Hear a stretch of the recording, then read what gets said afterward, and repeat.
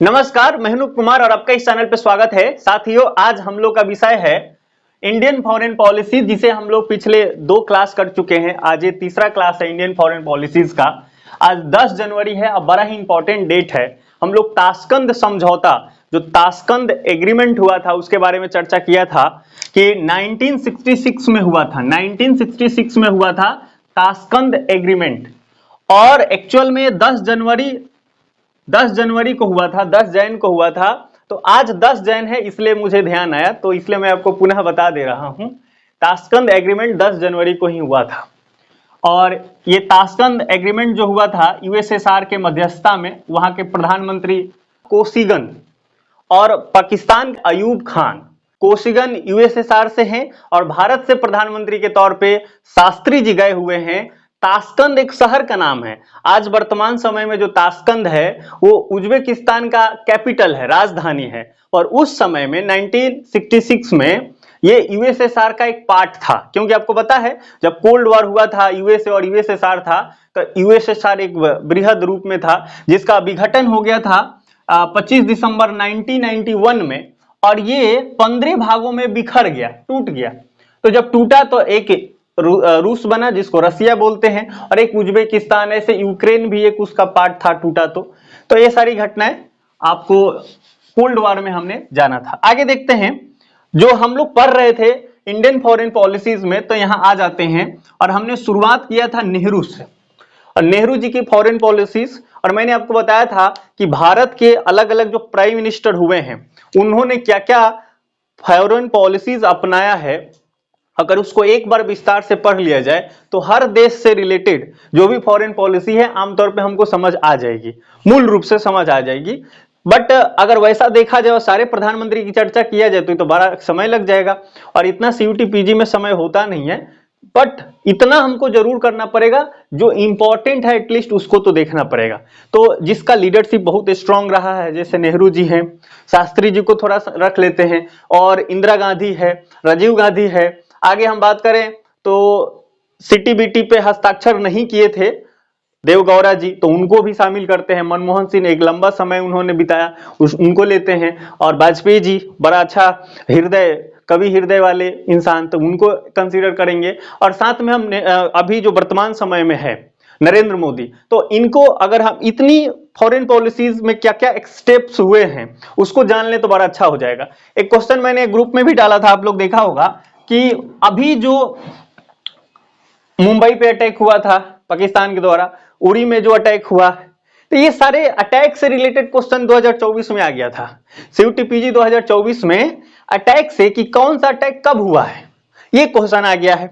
और जो Tashkent agreement है उससे रिलेटेड, और शिमला समझौता, इससे रिलेटेड भी क्वेश्चन आ गया है। तो ये डेट है ना, और इवेंट्स, ये बहुत इंपॉर्टेंट है। तो आपको यही मैं करा रहा था पिछले क्लास में, तो हम लोग उसी चर्चा को आगे बढ़ाएंगे, और आप जो भी कुछ आपने नोट कर लिया है वहां से हम आगे देखेंगे। तो देखिए, हमने नेहरू की चर्चा कर लिया था, तो नेहरू जी हमारे हो गए हैं। नेहरू जी के बाद हमने शास्त्री जी के बारे में बात किया था, तो शास्त्री जी के बारे में बात हो गई है ना। इसमें हमने बात किया था 1965 में इंडो पाक वॉर हुआ है। उसके बाद 1966 में आफ्टर 1 ईयर ताशकंद में एग्रीमेंट हुआ है। अगर इसके बाद हम शास्त्री जी के बाद प्रधानमंत्री पीएम के तौर पे कौन मंत्री है, तो इंदिरा गांधी, है ना। आपको एकदम सा ध्यान ही रखना है कि नेहरू जी पहले बनते हैं, फिर शास्त्री जी के तुरंत बाद कौन आ जाती है, इंदिरा गांधी। और देखिए, नेहरू जी कब से कब तक हैं, 1947 देश आजाद हुआ है, और तब से अगर हम देखें तो 1964 तक, जब तक ये जीवित थे, पूरे 17 साल तक ये थे। अगर हम शास्त्री जी की बात करें तो 64 में बने हैं, और जब ताशकंद एग्रीमेंट हुआ तो शाम तक ले सब कुछ ठीक था। खाना वाना खाने के बाद वो अपने रूम में जाते हैं, और सुबह में उनका डेड बॉडी प्राप्त होता है। और जो ताशकंद से भारत आते हैं, बहुत ही दुखद घटना, उनका डेड बॉडी आता है। तो ये एग्रीमेंट 1966 में ही हुआ था, तो ये घटना आपने समझ लिया। उसके बाद अगर देखिए, इसके कार्यवाहक प्रधानमंत्री बनाया जाता है, तो यहाँ पे बनाया गया था कार्यवाहक प्रधानमंत्री गुलजारी लाल नंदा। तो उनको आप ज्यादा याद नहीं रखें, आप सीधा ये ध्यान रखें कि इंदिरा गांधी जो प्राइम मिनिस्टर बनी, तो 1966 से आप ले सकते हैं। उसके बाद काफी लंबा समय तक उन्होंने भी यहाँ कार्यकाल निभाया है। तो 1977 तक आप सोचिए इनके बारे में, काफी लंबा समय हो गया ना। तो उसके बाद अगर इसी इन बिटवीन अगर देखें तो हम लोग 1971 में इंडो पाक वॉर हुआ है, इसके बारे में चर्चा कर लिया था। और 1972 में आफ्टर 1 ईयर शिमला समझौता हुआ है ना, शिमला एग्रीमेंट। तो शिमला एग्रीमेंट भी हमने जान लिया था। अगर आप याद रख सकते हैं तो याद रखिए कि जुलाई माह में हुआ था। क्यों जुलाई याद रखना है? क्योंकि बड़ा ही फेमस है, इसलिए आपको जुलाई मंथ भी ध्यान रखना है। तो देखिए यहां भी इंडो पाक वॉर के आफ्टर 1 ईयर बाद हो रहा है एग्रीमेंट, यहां भी आफ्टर 1 ईयर एग्रीमेंट हो रहा है। तो दोनों को आपको ध्यान रख लेना है। आगे देखिए, अब इसके बाद अगर हम बात करें तो 1974 में इंदिरा गांधी के लीडरशिप में फर्स्ट न्यूक्लियर एक्सप्लोजन होता है, प्रथम परमाणु विस्फोट। और इस परमाणु विस्फोट में भारत न्यूक्लियर शक्ति के रूप में स्ट्रैटेजिक या सामरिक तौर पे नहीं उभरा है। ये जो एक्सप्लोजन हुआ है, फर्स्ट न्यूक्लियर एक्सप्लोजन, ये शांति के लिए हुआ, फॉर पीस। रिएक्टर बना रहे हैं, अपने ऊर्जा की पूर्ति करने के लिए बनाया गया था। ठीक है, तो ये आपने समझ लिया, हालांकि इस पे हुआ था विवाद। उसके बाद अगर हम बात करें तो 1975 में इमरजेंसी लग गया था, तो घटना आप जान रहे हैं। 25 जून की रात 1955 में इमरजेंसी इंदिरा गांधी ने डिक्लेयर कर दिया था। और 1977 में इंदिरा गांधी की सरकार चली गई थी, है ना। इंदिरा गांधी की सरकार चली गई थी और 1977 में आ गया है जनता पार्टी का सरकार, जनता पार्टी की सरकार। और प्राइम मिनिस्टर बन गए हैं मोरारजी देसाई। और अगर हम फॉरेन मिनिस्टर की बात करें, विदेश मंत्री की बात करें तो यहां बन गए हैं अटल बिहारी वाजपेयी। तो 1977 में जनता पार्टी आ गया। ये बहुत इंपॉर्टेंट है, जनता पार्टी की जो घटना है, आपको 1977 की घटना है, याद रखना है। अब देखिएगा, अभी तक हमारा जब से देश आजाद हुआ है 1947 से लेकर के, आप देखिए 1977 तक केंद्र में कौन है? कांग्रेस पार्टी ही थी और बहुत उसको वोट मिलता था। और चूंकि कांग्रेस के लीडरशिप में स्वतंत्रताएं मिली थी, तो गांव-गांव तक उसके फॉलोअर्स हो गए थे, है ना। आपको याद आएगा, ये क्वेश्चन 2024 में पूछा भी है, ध्यान दीजिएगा। एक पार्टी प्रभुत्व, सिंगल पार्टी, है ना, वन पार्टी डोमिनेंस इंग्लिश में बोलते हैं, सिंगल पार्टी, एक पार्टी डोमिनेंस हो गया था। यहां से लेकर के यहां तक अगर आप देखेंगे तो केवल एक ही पार्टी जीत रही है। तो एक रजनी कोठारी का आप नाम सुनेंगे, आगे आपको एमए में भी खूब पढ़ना है। रजनी कोठारी, ये जो कोठारी साहब हैं, रजनी कोठारी जो हैं, ये हमारे देश के राजनीति विज्ञान के अच्छा विद्वान हैं। रजनी कोठारी जो हैं, ये जो वन पार्टी डोमिनेंस को कहते हैं कांग्रेस सिस्टम। ये सीधे ही क्वेश्चन आता है कि कांग्रेस सिस्टम शब्द का प्रयोग किसने किया है? तो रजनी कोठारी ने किया था कांग्रेस सिस्टम शब्द का प्रयोग। और ये किस लिए किया है, किस संदर्भ में किया है? तो कंटेस्ट क्या है? कंटेस्ट ये है कि नेहरू जी का शासन है, जिस समय नेहरू जी प्राइम मिनिस्टर हैं, उस समय पूरी पार्टी तो है इस देश में, कई पार्टियां हैं, क्योंकि जब से देश आजाद हुआ तब से बहुदलीय सिस्टम प्रणाली अपनाया गया कि बहुत सारे दल रहेंगे इस देश में। तो बहुदलीय है, कांग्रेस भी है, अलग अलग प्रकार की पार्टियां हैं, है ना। उस समय बीजेपी नहीं थी, पर बीजेपी की तो इस तरह से बहुत सारे, जैसे कम्युनिस्ट पार्टी उस समय अच्छा भूमिका में रहती थी। एक नंबर पे कांग्रेस तो दूसरे नंबर पे कम्युनिस्ट पार्टी हुआ करती थी, है ना। तो सीपीआई, है ना, कम्युनिस्ट पार्टी ऑफ इंडिया, और उसी से सीपीआई, सीपीएमएल, ऐसे बहुत सारा उसमें बन गया है। तो अब देखिए, तो पार्टी तो बहुत थी, लेकिन जीतता कौन था? केवल कांग्रेस। पार्टियां बहुत थी, लेकिन कांग्रेस को कोई बीट नहीं कर पाया। सबको स्वतंत्रताएं थी। ऐसा नहीं कि नेहरू जी जाके कोई प्रतिबंध लगा देते थे, ईडी भेज देते थे, सीबीआई भेज देते, ऐसा कुछ नहीं हो रहा था। लेकिन लोग पसंद केवल कांग्रेस को कर रहे थे। लोग इस वजह से केवल कांग्रेस को ही वोट दे रहे हैं। बाकी पार्टियां कितना भी कोशिश कर रही है, उसको वोट ही नहीं मिल रहा, थोड़ा मोड़ा वोट मिल रहा है ना। आपके जो 2024 में क्वेश्चन आया है, जो मैंने आपको ग्रुप में भी डाला था, उसमें यह आया था कि एकल पार्टी प्रभुत्व किस प्रधानमंत्री के शासनकाल में था, ऐसा क्वेश्चन आया था। तो इसका आंसर क्या होगा? पंडित जवाहरलाल नेहरू। इसलिए नेहरू होगा क्योंकि इस प्रकार के वन पार्टी डोमिनेंस वाली जो बात है कि एक पार्टी का ही डोमिनेंस है और एक पार्टी का ही प्रभुत्व है ना, या केवल एक ही पार्टी है, जिधर देखो जीत वही रही है। पार्टी तो बहुत सारा है लेकिन जीत केवल एक ही रहा है, इसी को बोलते हैं कांग्रेस सिस्टम। ठीक है, अलग अलग थिंकर ने इसी घटना को अलग अलग रूप से परिभाषित किया है। तो रजनी कोठारी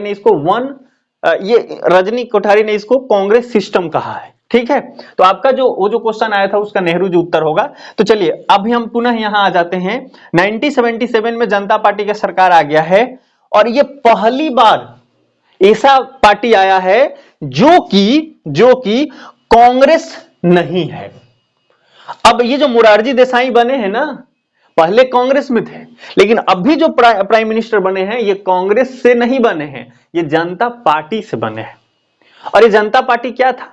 जनता पार्टी ये था कि जब यहां तक ये काम हो गई थी और इंदिरा गांधी ने इमरजेंसी वगैरह लगा दिया था, तो यहां कंपटीशन बहुत हाई हो गया और राम मनोहर लोहिया, जेपी, ऐसे बहुत ऐसे नेता हो गए जो इनका विरोध करने लगे। और एक ऐसा समय आया 1977 में कि एक तरफ कांग्रेस और बाकी सारी पार्टियां सारे पहचान को भुला करके गठबंधन बना लिया, यूनाइट हो गई एक जगह और कहीं पक्का ही कांग्रेस को हराना है, पक्का ही कांग्रेस को हराना है। और इस वजह से, चूंकि इमरजेंसी की वजह से जनता बड़ा परेशान हुई थी, तो जनता पार्टी जीत गई और अच्छा बहुमत से जीती। लेकिन जनता पार्टी जो है ना, ज्यादा दिन चला नहीं पाया सरकार। ये लोग 1977 में बना तो, लेकिन 1980 में खत्म हो गया। जनता पार्टी क्या था? एक गठबंधन था, इसको महागठबंधन टाइप मान सकते हैं, जो आया था वोट में किस आधार पे? नॉन कांग्रेस के आधार पे, कि कांग्रेस को हटा देना है, कांग्रेस नहीं रहेगी, है ना। अभी जैसे मोदी जी कभी कभी बोलते हैं ना, कांग्रेस की सफाई, ऐसा आपने सुना होगा। तो ऐसी चर्चाएं उस समय भी हुआ करता था। तो कांग्रेस जब से देश आजाद हुआ था यहां तक अगर देखें तो कांग्रेस ही जीतती थी केंद्र में, है ना। इससे पहले क्षेत्रीय लेवल पर कांग्रेस को झटका मिला था, लेकिन केंद्र में झटका पहली बार मिला है 1977 में जनता पार्टी आ गया है। और ये 3 साल, है ना, यहां अगर देखें तो लगभग 3 साल आपको दिखेगा ये सरकार में थी। विदेश मंत्री अटल बिहारी वाजपेयी हैं और मोरारजी देसाई प्रधानमंत्री हैं। अब कहेंगे सर इसकी चर्चा क्यों करें? देखिए, इससे इंपॉर्टेंट एक बात ये निकल के आता है कि जो जनता पार्टी की सरकार था ना, इसने कहा असली नॉन अलाइनमेंट मूवमेंट, है ना, इसको नाम सीधा ही लिख ले, असली नाम का इसने नारा दिया था। इसको बोलते हैं असली गुट निरपेक्षता। असली गुट निरपेक्षता का नारा दिया किसने? जनता पार्टी ने। आंसर क्वेश्चन जब आपसे पूछेंगे ना तो यही पूछेंगे, असली गुट निरपेक्षता का नारा से संबंधित है, तो जनता पार्टी उसका आंसर आएगा। इसी को हम बोलते हैं शुद्ध, है ना, शुद्ध गुट निरपेक्षता, शुद्ध गुट निरपेक्षता। और अटल बिहारी वाजपेयी जी ने यह कहा था कि हमें केवल गुट निरपेक्ष होना नहीं है, दिखना भी है गुट निरपेक्ष। अब ये बात क्यों आ रही है? देखिएगा, 1977 में ये जो ईयर है, पाकिस्तान से जब वॉर हुआ, इससे पहले इंदिरा गांधी ने रसिया के साथ treaty of peace, friendship and cooperation की हुआ था। हमने चर्चा किया था पिछले क्लास में, 1977 में ही हुआ था। जब ये वॉर हुआ था उससे थोड़ा ही पहले ये घटना हुआ था, थोड़ा ही पहले ये घटना हुआ था, ये एग्रीमेंट हुआ था, treaty of peace, friendship and cooperation, शांति, मित्रता, सहयोग, रसिया के साथ हुआ था। और आपको पता है कोल्ड वॉर है और हमको गुट निरपेक्षता, अपना हम गुट निरपेक्ष देश हैं, उसके नेतृत्वकर्ता देश हैं। तो इसमें क्या है कि अब हम तो झुक गए हैं यूएसएसआर की तरफ, तो हम तो कह रहे हैं कि नॉन अलाइनमेंट मूवमेंट हम चला रहे हैं, लेकिन एक्चुअल में हम नॉन अलाइनमेंट है नहीं, हम तो यूएसएसआर के खेमे में चले गए हैं। और ये जो एग्रीमेंट हुआ था उस पर विवाद बहुत है। भले उसका नाम ऐसे दिखता है पीस, फ्रेंडशिप एंड कोऑपरेशन, लेकिन उसमें नीचे लिखा हुआ था, क्या लिखा हुआ था कि अगर हमारे ऊपर कोई आक्रमण करता है तो हम एक दूसरे को मदद करेंगे। तो ये तो सैन्य हो गया ना, सैन्य समझौता हो गया। और गुट निरपेक्षता का सिद्धांत ही है कि कोई भी देश जो इस नाम का सदस्य है वो कहीं से भी सैन्य संगठन में शामिल नहीं होगा, सैन्य समझौता नहीं करेगा। भारत ने उसका उल्लंघन किया था। तो इसीलिए ये जो पार्टी आई थी इसने बहुत तमाम तरह की बातें करने लगी कि गुट निरपेक्षता भी ये रास्ते पे, इंदिरा गांधी गलत रास्ते पे लेकर चल गई है। उसके बाद इमरजेंसी लगा दी थी, भांति भांति की बात हो गई थी, इसलिए वो हारी थी, है ना। तो देखो अगर हम बात करें हारने के लिए, तो 1971 में जो पीस कोऑपरेशन ये जो हुआ था यूएसएसआर के साथ, तो उसके वजह से नहीं हारी, क्योंकि वो तो अच्छा था, वो भारत के हित में था। अगर वो नहीं होता तो बड़ा मुश्किल हो सकता था, है ना। हारी वो इसलिए क्योंकि इमरजेंसी उसने लगा दिया था, और इमरजेंसी को लोकतंत्र में ब्लैक डे, है ना, माना जाता है, बड़ा खराब माना जाता है, कल्ला धब्बा माना जाता है। ड्यू टू दिस रीजन वो हार गई। कारण अगर मुझसे ही कोई पूछे तो मैं तो केवल एक ही पॉइंट पे इंदिरा गांधी को ज्यादा क्रिटिक अगर करूं तो इमरजेंसी की वजह से। बाकी उसने काम एकदम आयरन मैन की तरह, फायर ब्रिगेड है, अकेले ही हिला दे। तो ये सारी बातें थी, तो इसमें कहीं से कहीं तो कोई शक नहीं था, लीडरशिप स्ट्रांग था। आज जो नरेंद्र मोदी के बारे में आप देख रहे हैं, है ना, अगर तुलना किया जाए तो इससे तगड़ा स्ट्रांग उसका लीडरशिप था इंदिरा गांधी की। तो हमने 1977 में जनता पार्टी कर लिया है। ध्यान रखिएगा, जनता पार्टी ने असली गुट निरपेक्षता या शुद्ध गुट निरपेक्षता, असली नन अलाइनमेंट मूवमेंट, इसने नारा दिया था।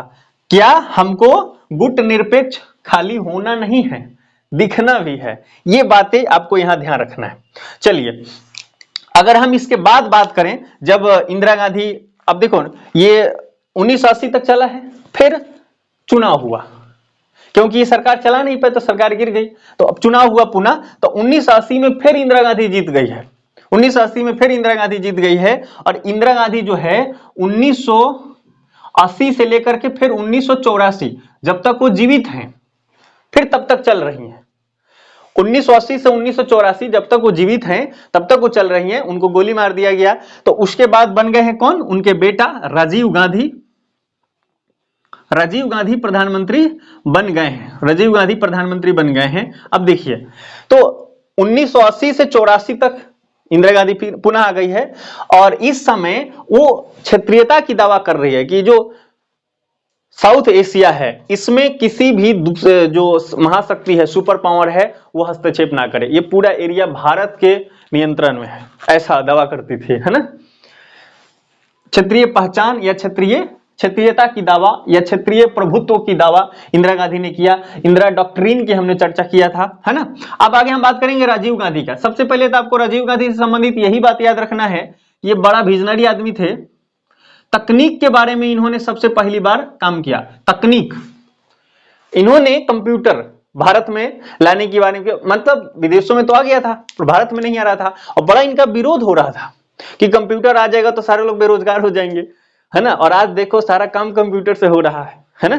तो बड़ा विजनरी आदमी थे। इन्होंने तकनीक, भारत में तकनीक पे इन्होंने काफी ध्यान दिया, और यहां उन्होंने भारत में तकनीक के बारे में काम किया, लाने के बारे में। इस पे उनका जो भी लीडरशिप है अच्छा माना जाता है। तो तकनीक इनसे जुड़ा हुआ है। दूसरा क्या है, दूसरा ये है कि 1985 में, ये देखो 1985 में, क्योंकि 84 के बाद ये बने हैं, 1985 में आपको भी पता है कि सार्क का स्थापना हुआ था, है ना। सार्क की स्थापना हुआ है। सार्क जो हमारा 8 देशों का क्षेत्रीय संगठन है, सार्क। तो ये 1985 में स्थापना हुआ है राजीव गांधी के समय में। राजीव गांधी ने चाइना के साथ रिलेशन ठीक करने की कोशिश किया, ये भी एक अच्छा कदम माना जाता है। तो राजीव गांधी यहां तक हो गए हैं। अब देखिए, अगर आगे हम बात करें तो अभी तो प्रधानमंत्री कई हैं, लेकिन इसके बाद हम जो इंपॉर्टेंट प्रधानमंत्री हैं उनके बारे में चर्चा करेंगे।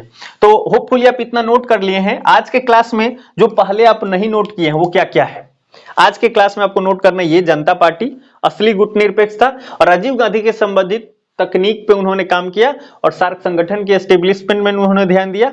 ये बातें आपको नोट करनी है, यही बात आपको नोट करनी है मेरे ख्याल से। इसके अलावा तो इसमें एक ये है, कांग्रेस सिस्टम रजनी कोठारी ने दिया था, वन पार्टी डोमिनेंस, है ना, कि इस पूरे क्षेत्र में केवल कांग्रेस ही है, वन पार्टी डोमिनेंस वाला जो क्वेश्चन मैंने आपको बताया वो भी है। मॉरिस जोन्स, ये लोग भी इस संदर्भ से जुड़े हुए हैं, तो उसकी चर्चाएं आपके क्लास से बाहर की है, उस पर हम लोग नहीं चर्चा करेंगे मॉरिस जोन्स वगैरह पे। आप कांग्रेस सिस्टम एक केवल रखें, कांग्रेस सिस्टम कौन सब दिया था। आप एमए में आएंगे ना तो 2 मार्क्स का होता है, मैंने 5 क्वेश्चन 2 मार्क्स में आते हैं, बीएचयू की मैं बता रहा हूं, और 10 मार्क्स के 3 क्वेश्चन आते हैं, 2 मार्क्स के 5 आते हैं, और 15 मार्क्स के 2 क्वेश्चन आते हैं। आते तो 4 हैं लेकिन 2 बनाना रहता है ना। तो उसमें 2 मार्क्स में क्वेश्चन पूछ दिया जाता है कांग्रेस सिस्टम, बस इतने शब्द आता है कांग्रेस सिस्टम, और आपको एक्सप्लेन करना होता है। तो ये चीजें हम लोग यहाँ पढ़े हैं आके, जब मैं सीयूटी पढ़ रहा था तो ये सब हमको नहीं मिला था। चलिए, तो इसको ध्यान रखें। लेकिन अभी जो क्वेश्चन का नेचर बदल रहा है ना धीरे धीरे, तो आपको भी समझना होगा कहां कहां से क्वेश्चन पूछ रहा है, ठीक। तो चलिए, इसके बाद अब हम बात करेंगे नरसिम्हा राव पे। आ जाएंगे सीधा 19 यूएसएसआर का विघटन हो गया है, यूएसएसआर खत्म हो गया है, 15 भागों में वो टूट चुका है। इस दुनिया में एंड ऑफ हिस्ट्री फुकुयामा ने घोषित कर दिया है, एंड ऑफ हिस्ट्री उसने लिख दिया है। उसके बाद अगर हम बात करें तो ये जय जयकार हो गया है कि इस दुनिया में केवल और केवल जीत हो गई है कैपिटलिज्म की, जीत हो गई है कैपिटलिज्म की, जीत हो गई है डेमोक्रेसी की, जीत हो गई है रिपब्लिकन की, और हार हो गई है, एक तरफा हार हो गया है किसका, सोशलिज्म का, कम्युनिज्म का। ये सब चीजें खत्म हो गया इस दुनिया में, और एक नया इतिहास, है ना, आरंभ, मतलब एंड ऑफ हिस्ट्री उसने बोला था, तो हम नया इतिहास आरंभ नहीं करेंगे, एंड ऑफ हिस्ट्री ही ध्यान रखें। फुकुयामा ने उस ऐसे लिखा था, बाद में उसने उसको बुक का भी रूप दे दिया। तो जब ये यूएसएसआर का विघटन हो गया,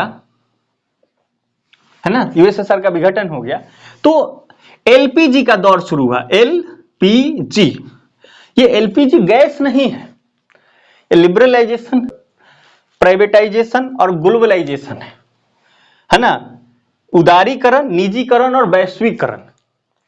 एलपीजी का दौर शुरू हुआ, और इस एलपीजी के समय नरसिम्हा राव प्रधानमंत्री हैं। तो एलपीजी का दौर शुरू हुआ है, मनमोहन सिंह वित्त मंत्री हैं, और जो नरसिम्हा राव है वो प्रेसिडेंट है। प्रेसिडेंट है कि प्राइम मिनिस्टर, है ना, प्राइम मिनिस्टर है, कभी कभी टंग स्लिप हो जाता है, ध्यान दीजिएगा। प्राइम मिनिस्टर यानी पीएम, तो पीएम कौन है, नरसिम्हा राव। अब इन लोगों ने ये एलपीजी जब आ गया है, उदारीकरण, तो ये क्या होता है इसके बारे में थोड़ा बात करते हैं। तो देखिए, जब देश आजाद हुआ था ना, तो नेहरू जी ने मिश्रित अर्थव्यवस्था यानी मिक्स्ड इकोनॉमी को अपनाया गया था। हमारे देश में कौन सा इकोनॉमी था, मिक्स्ड इकोनॉमी, अपने 10th में भी पढ़ा था नेहरू जी ने। देखो, मिक्स्ड इकोनॉमी किससे मिक्स हुआ है, मिक्स किससे हुआ है, तो मिक्स हुआ है, ये हुआ है सोशलिज्म, एक होता है सोशलिस्ट इकोनॉमी, है ना, और एक लिबरलिस्ट इकोनॉमी। तो लिबरलिस्ट जो इकोनॉमी होगा उसमें क्या होता है ना, बड़ा स्वतंत्रताएं होती है, सब कुछ प्राइवेट होता है, स्कूल होंगे प्राइवेट होंगे, हॉस्पिटल प्राइवेट होगा, सब चीज प्राइवेट है। और सरकार का काम क्या है, नाइट वॉचमैन की तरह वो काम करती है, लॉ एंड ऑर्डर मेंटेन करती है, बस उसका इतना ही काम है ना। और ये जो सोशलिस्ट इकोनॉमी होता है उसमें क्या होता है, सब कुछ सरकारी होता है, स्कूल सरकारी, हॉस्पिटल सरकारी, शिक्षा सरकारी, है ना, सिक्योरिटी ए टू जेड सब कुछ सरकारी ही सरकारी है, प्राइवेट कुछ है ही नहीं, उसको बोलते हैं सोशलिस्ट इकोनॉमी। लेकिन हमारे देश में क्या किया गया, मिक्स्ड इकोनॉमी अपनाया गया है। और मैं आपको बता दूं, इस दुनिया में वर्तमान समय में सबसे बेहतर मिक्स्ड इकोनॉमी ही माना जाता है। चाइना में भी मिक्स्ड इकोनॉमी है, तो भारत में मिक्स्ड इकोनॉमी अपनाया गया था। अगर हम परसेंटेज की बात करें, लेकिन सोशलिस्ट जो था ना लगभग 70% था, ऐसे मोटा मोटा आंकड़ा, और ये 30% था। मतलब प्राइवेट जो चीजें अगर 100 अगर हम मान ले, तो प्राइवेट का मात्रा कितना था 30, और सरकारी का मात्रा कितना था 100, 70 100 में से 30, और ये 70 का रेशियो, ऐसा आप समझें। लेकिन जब लिबरलिज्म, ये एलपीजी आ गया, एलपीजी का दौर शुरू हुआ, लिबरलाइजेशन का उस पर बड़ा प्रभाव पड़ा, तो क्या हुआ क्या हुआ कि यहां पे ये पलट गया। अभी भी मिक्स्ड इकोनॉमी है अपने देश में, अभी भी मिक्स्ड इकोनॉमी है, लेकिन अब अभी वर्तमान समय की अगर बात करें या आफ्टर एलपीजी की बात करें तो 30% का ये हो गया और 70% ये हो गया। अब सरकार क्या करेगी? अब सरकार क्या करेगी? प्राइवेटाइजेशन करेगी। तो अब जो LIC है उसका शेयर बेच दिया जाएगा। आपने सुना होगा कि मोदी जी ने ये बेच दिया, वो बेच दिया। दौर शुरू यहीं से हो गया है, LPG से ही शुरू हुआ है, लेकिन इस समय कम हो रहा था और ये बड़ा अच्छा है। कोई भी चीज ना अचानक से नहीं करना चाहिए, अचानक से करेंगे तो फिर दिक्कत हो सकती है।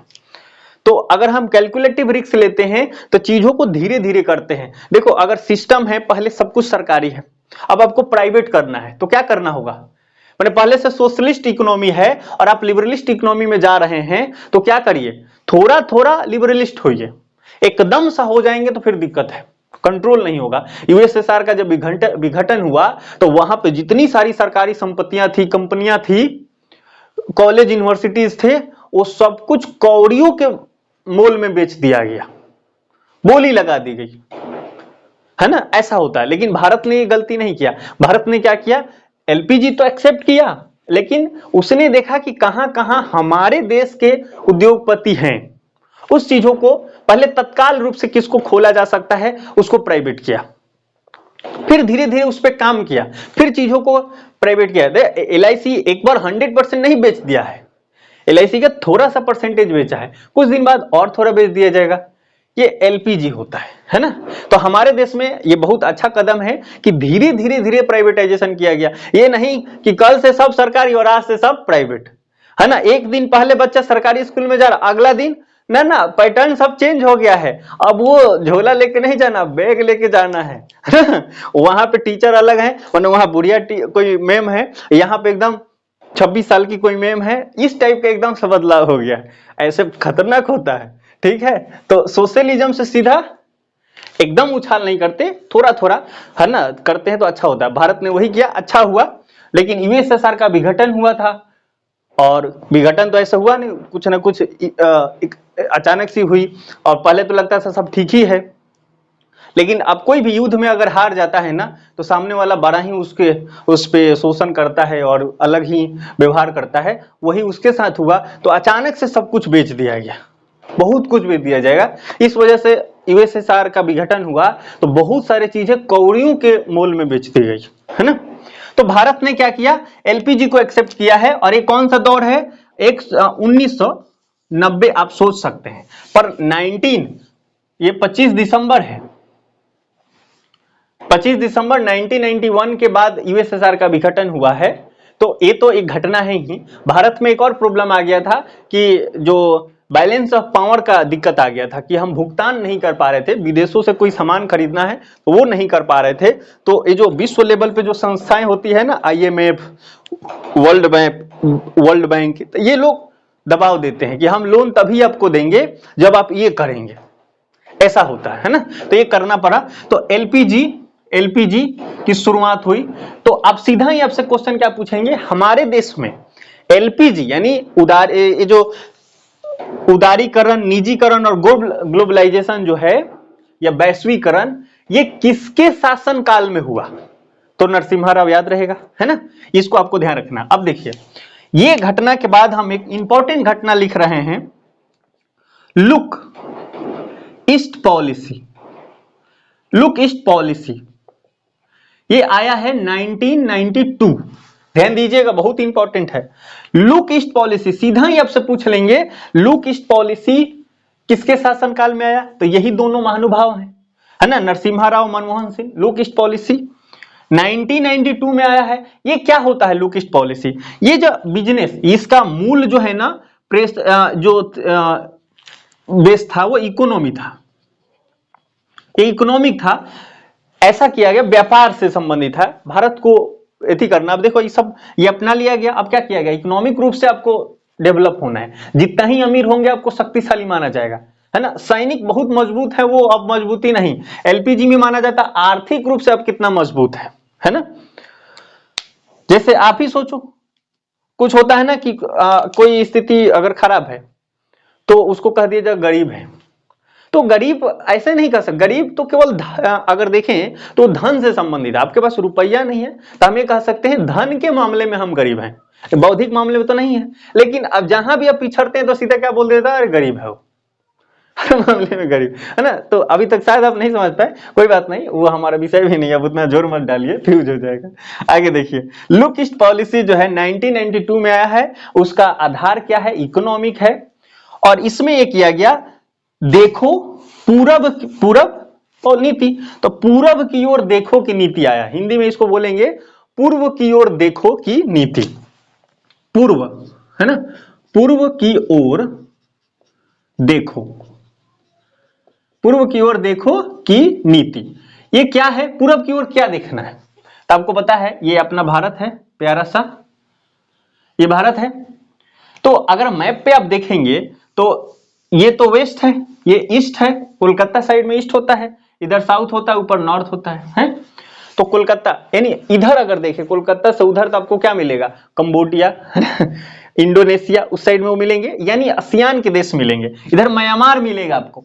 तो आसियान के 10 कंट्री मिलेंगे, है ना। अगर इसको शामिल करें तो साउथ कोरिया, जापान, ऑस्ट्रेलिया, इधर इसको शामिल करते हैं ईस्ट में। तो ऐसा पहले क्या था ना कि हम अलग देख रहे थे, व्यापार अलग हो रहा था। अब ये हुआ कि अगर हम उधर से कुछ नहीं कर पा रहे हैं तो चलो हमारे आसपास के जो देश हैं पूरब साइड में, यानी भारत के ईस्ट में, भारत के पूरब में जो देश हैं, आसियान के देश हैं, वो बड़ा तरक्की कर गए थे आसियान के थ्रू। तो इसलिए भारत ने चाहा कि हम आसियान के देशों के साथ, जापान और उत्तर कोरिया के साथ अपना संबंध स्थापित करें। तो आसियान के 10 देश, फिर जापान अलग, और फिर दक्षिण कोरिया, उत्तर कोरिया नहीं, उत्तर कोरिया वाला तो वो अलग ही गुंडा जैसा आदमी दिखता है, वो नहीं, जो साउथ कोरिया है वो बड़ा डेवलप है, तो उसके साथ देखा गया। तो ये जो पूरब की ओर देखो की नीति आया, वो व्यापार को बढ़ाने के लिए आया और 1992 में आया है। और भारत इस समय, आपको पता ही है एलपीजी क्यों आया है, प्रेशर में आया, भारत ने ऐसा खुशी में एक्सेप्ट नहीं किया था, बैलेंस ऑफ पावर की प्रॉब्लम था, भुगतान संकट आ गया था कि हम विदेशों से कुछ खरीद रहे थे तो हमारे पास पैसा देने के लिए नहीं था, डॉलर नहीं था, है? तो ऐसे में तो इकोनॉमिक बढ़ाना है, तो ऐसे में क्या हुआ था ना, आसियान के देश बड़ा डेवलप हो गए थे, तो भारत को घास ना डाले, ज्यादा नहीं भाव दे रहे थे। तो भारत ने देखो, जब आसियान की स्थापना हो रही थी तो आसियान वाले ने भारत को कहा भर जाए हटो, तो हरे से बहुत तो देखे, तो आसियान को भारत घास नहीं डाला, लेकिन बड़ा जल्दी वो अमीर हो गए। तो उसके बाद जब भारत की ऐसी स्थिति है तो भारत कहा कि चलो आसियान से लुक ईस्ट पॉलिसी अपनाते हुए संबंध साधते हैं, तो आसियान वाला भाव नहीं दिया गया, चलो हो गया बहुत, है ना, ऐसा। तो समय समय की बात है, अगर आपके भी लाइफ में ऐसा कुछ घटना हुआ है कि अगर अभी आपको कुछ ऐसे कह रहे हैं तो आप बढ़िया से एग्जाम दीजिए और अच्छा कुछ प्राप्त कर लीजिए, हो सकता है कि ये जो बात है वो बदल जाए, है ना, ये समीकरण बदल भी सकती है, वो सारा हमारे और आपके हाथ में है। तो आप जम के मेहनत कीजिए, और अभी जो आपने साधा है कि हम सेंट्रल यूनिवर्सिटीज में पढ़ेंगे तो बढ़िया है, जरूर आपको प्राप्ति होगी, इस पे आप आगे बढ़िए। आगे देखते हैं। तो लुक ईस्ट पॉलिसी का आधार क्या है, इकोनॉमिक है। इसमें भारत ने पूरब की साइड में जो देश हैं, आसियान है, आसियान के 10 देश, उसके बाद हम जापान इसमें शामिल करते हैं, साउथ कोरिया शामिल करते हैं, ऑस्ट्रेलिया भी शामिल करते हैं, इन देशों के साथ व्यापार बढ़ाने की बात किया गया। आसियान वाले ज्यादा भाव दिए नहीं, तो अगर आसियान से अगर संबंध देखें तो जब आसियान चैप्टर आप पढ़ेंगे तो उसमें क्या आएगा, 1994 में भारत जो है आसियान का वार्ता बनता है, लेकिन वो पार्शियल बनता है, पूर्ण रूप से नहीं। लेकिन 2 साल बाद 1996 में पूर्ण वार्ताकार बनता है, डायलॉग्स पार्टनर, है ना, पूर्ण डायलॉग्स पार्टनर। ये आसियान वाले इसको पूर्ण डायलॉग्स पार्टनर की बात की है, यानी पूर्ण, आपको ध्यान रखना है, फुल वाली बात आ गई है, यहां थोड़ा थोड़ा है, यहां पूर्ण आ गया है। अब देखिए 96 आते ही हमें एक चीज की याद आ रही है, और वो है गुजराल डॉक्ट्रिन। अब 96 तक ले क्या हुआ है, प्रधानमंत्री अब बदल गए हैं, धीरे धीरे ऐसी समय 96 तो काफी होता है ना। अब देखिए तो 96 में क्या आ गया है, गुजराल डॉक्ट्रिन। अब बात आती है गुजराल डॉक्ट्रिन इस पे हम ज्यादा चर्चा नहीं करेंगे क्योंकि इंदिरा डॉक्ट्रिन, गुजराल डॉक्ट्रिन और कृष्णा डॉक्ट्रिन तीनों की चर्चा कर चुके हैं। गुजराल डॉक्ट्रिन का संबंध किससे है?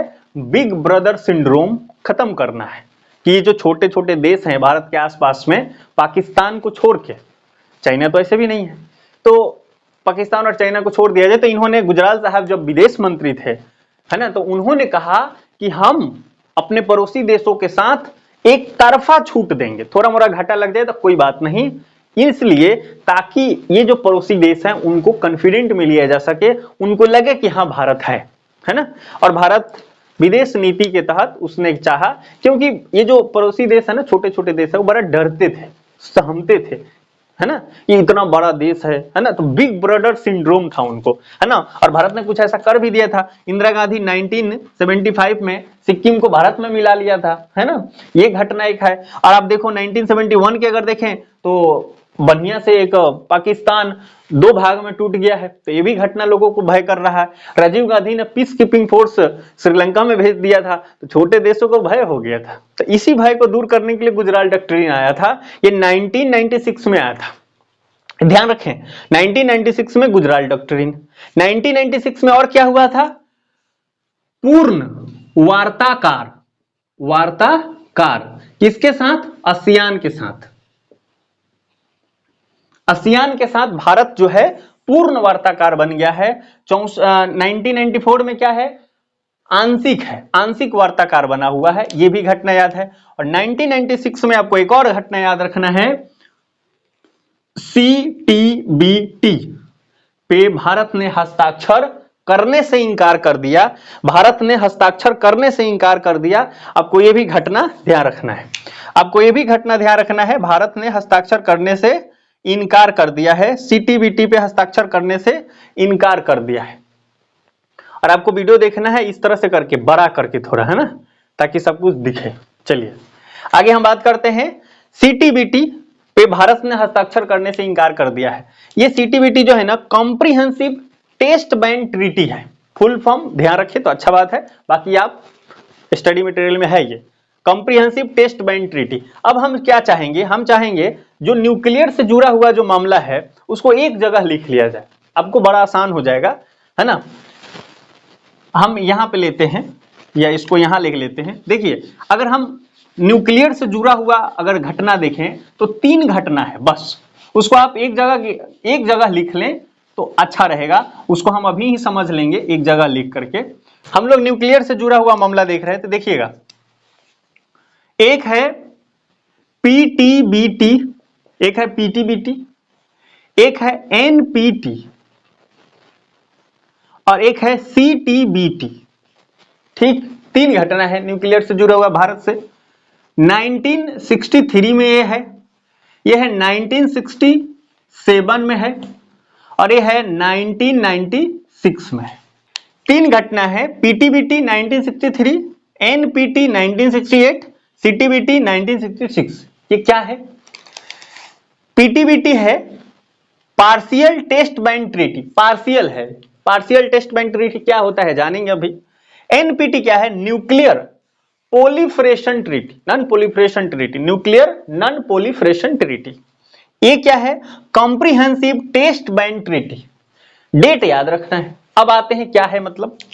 PTBT 1963 में कौन प्रधानमंत्री है? प्रधानमंत्री है नेहरू जी, तो नेहरू जी से संबंधित आप लिख लीजिए, इसको समझेंगे अभी। NPT से संबंधित 1968 है। 1966 में 1966 में ताशकंद समझौता के बाद शास्त्री जी का देहांत हो गया, इंदिरा गांधी प्रधानमंत्री बन गई है, तो प्रधानमंत्री इंदिरा गांधी है। और CTBT के समय 1996 में कौन प्रधानमंत्री है? HD देव गौड़ा, HD देव गौड़ा। आपको ये ध्यान रख लेना है, प्रधानमंत्री लिख लें नेहरू, इंदिरा, HD देव गौड़ा, HD देव गौड़ा। अब देखिए, अब समझते हैं कि ये क्या है। पार्शियल टेस्ट बैंड ट्रीटी, जब ये बम बनाते हैं, न्यूक्लियर बम बनाते हैं, तो इसमें क्या होता है ना, पहले दुनिया में क्या होता था कि धरती पे बम विस्फोट कर लिए, एक्सप्लोजन करके चेक कर लिया, टेस्ट हो गया, आकाश में कर लिया, समुद्र में कभी कर लिया, किसी ने धरती के नीचे कर लिया। इसमें सबसे अच्छा ये है कि धरती के नीचे कर लिया, जब ये ऑप्शन था 1963 के समय तो सबसे अच्छा विकल्प क्या था कि अब धरती के नीचे जब एक्सप्लोजन करेंगे तो जो उससे रेडिएशन निकलती है वो धरती सोख लेगी, लैंड उसको सोख लेगा और किसी को दिक्कत ज्यादा नहीं होगी। तो ठीक है, ये सेफ था। तो इसलिए धरती के नीचे ही टेस्ट करना है। अगर आपको परमाणु बम बनाना है तो उसका परीक्षण कहां करना है? धरती के नीचे। अपने परमाणु एक मूवी आया है, आपने देखा होगा, उसमें वो कैसे धरती के नीचे करते हैं, कुआं जैसे आपको दिखता होगा। तो ये करना है, नीचे करना है। उस समय क्या था, जो भी दुनिया के देश थे उनके सामने यही प्रस्ताव रखा गया है ना, अंतरराष्ट्रीय लेवल पे, कि कोई भी अब परीक्षण करेगा तो उसको धरती के नीचे परीक्षण करना है। और ये कहा गया कि धरती के ऊपर सरफेस पे, पानी में और हवा में, अंतरिक्ष में कहीं परीक्षण नहीं करना है। कहां नहीं करना है? धरती पे, पानी में और वायु में, क्योंकि ये बहुत ही खतरनाक होता है ना।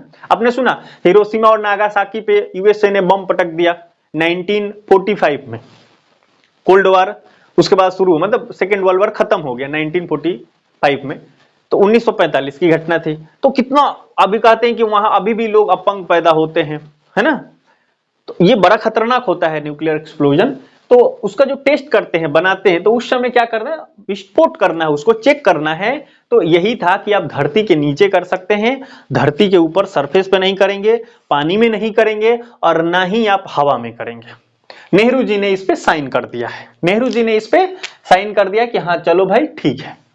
और आपको भी पता है नेहरू जी आदर्शवादी हैं, वो इस दुनिया में शांति की बात करते हैं। और वो तो सेना वगैरह पे भी काम करना छोड़ दिए थे कि क्या मतलब है लड़ाई झगड़ा करने से, है ना, उदार हृदय वाले हैं। लेकिन आपको पता है ये 1962 में क्या हुआ था? चाइना ने आक्रमण कर दिया था, इंडो चाइना वॉर हुआ है। चाइना ने हस्ताक्षर करने से मना कर दिया। 1963 वाला जो नेहरू जी यहां साइन किए हैं, चाइना ने मना कर दिया कि नहीं नहीं हम तो नहीं करेंगे हस्ताक्षर। और चाइना ने आफ्टर 1 ईयर ये 1964 में परमाणु विस्फोट भी कर लिया, है ना। न्यूक्लियर पावर वाली बात हो गई। तो ये तो मैं लिखवाया भी हूं आपको। तो चाइना ने कर लिया। अब देखो, अगर नेहरू जी आदर्शवादी क्यों है? इसीलिए कहा जाता है क्योंकि 62 में युद्ध हुआ है, चाइना हस्ताक्षर नहीं किया। चाइना हस्ताक्षर तो सीधे क्या समझ में आनी चाहिए कि युद्ध किया है, बम बनाना है। अमेरिका देखो कितना शक्तिशाली दुनिया में लगता है, उसी बम के वजह से लगा ना उस जमाने में। तो चाइना अगर नहीं हस्ताक्षर कर रहा है तो ये किसी दिन बनाएगा, तो ये हमारे पड़ोस में हमारे लिए खतरा है क्योंकि दुश्मन है। तो नेहरू जी को साइन नहीं करना था कि नहीं भाई हमको जो क्षमता है वहां हम परीक्षण करेंगे। आपको ऐसे लगता होगा कि बड़ा बढ़िया है, ठीक है, लेकिन दिक्कत ये होती है कि धरती पे करना आसान है, गड्ढा थोड़ी खोदना पड़ेगा। आपको लगता होगा ये तो गड्ढा खोदना, लेकिन उसमें बड़ा तामझाम है, ऐसे तो नहीं होगा एक्सप्लोजन। तो धरती के नीचे बम विस्फोट करना, न्यूक्लियर विस्फोट करना सबको नहीं आता। उस जमाने में कुछ ही देश जानते थे। तो फिर भी नेहरू जी ने साइन कर दिया, इस पे उसने नहीं किया। और अगर हम बात करें अब एनपीटी क्या है, एनपीटी क्या है, इस पे इंदिरा गांधी ने हस्ताक्षर करने से इनकार कर दिया है। और सीटीबीटी पे भी जो एचडी देवगौड़ा की सरकार थी उस समय उसने मना कर दिया है। जेनेवा में इसका हो रहा था सम्मेलन, तो उसमें भारत ने कहा नहीं नहीं हम ना करेंगे, है ना, हम इससे असहमत है। अब देखिए, अब बात समझ लेते हैं एनपीटी क्या है। एनपीटी ये है कि आपने यूएनओ पढ़ा होगा, तो उसमें यूनाइटेड जो नेशन है उसका सिक्योरिटी काउंसिल है एक, है ना, यूएनएससी, सुरक्षा परिषद। सुरक्षा परिषद में आपको पता है कि 15 देश हैं, 15 सदस्य हैं। 5 जो हैं, 5 सदस्य है वो परमानेंट है और 10 सदस्य जो हैं वो टेम्पररी है। ये 2-2 साल पे बदलते रहते हैं। और ये 5 तो एकदम फिक्स है। इसमें चीन भी है, यूएसए है, ब्रिटेन है ना, रसिया है, फ्रांस है, 5 देश हैं। तो इसको P5 बोला जाता है, परमानेंट मेंबर, P5। तो एनपीटी जो आया था, एनपीटी ये था कि केवल ये जो केवल, माफी चाहूंगा, एनपीटी ये कहता है कि ये जो केवल P5 के देश हैं, जो परमानेंट मेंबर है यूएनएससी का, वही परमाणु परीक्षण करेंगे। बाकी दुनिया के कोई देश नहीं करेगा, बाकी दुनिया के कोई देश नहीं करेगा, P5 ही केवल करेगा। कहां? कहीं जहां भी करे, मतलब धरती के नीचे ही करना है, क्योंकि ये तो कहता है कि धरती के नीचे कर सकते हो।